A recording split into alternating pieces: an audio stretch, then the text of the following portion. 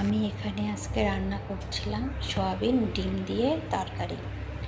প্রথমে দিয়ে দিলাম সাম্বার, তারপরে দিয়ে দিলাম রসুন, দেওয়ার পরে ভেজে নিয়ে তারপরে দিয়েছিলাম আমি পেঁয়াজ আর একটা টমেটো।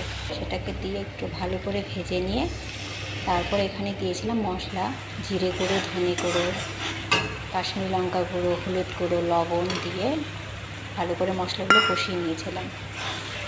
নামার পরে এখানে আলু সেদ্ধ করে রেখেছিলাম, সেই আলুটা দিয়ে দিয়েছিলাম। দেওয়ার পরে তারপরে দিয়ে দিলাম সয়াবিন, যেটাকে ভেজে রেখেছিলাম।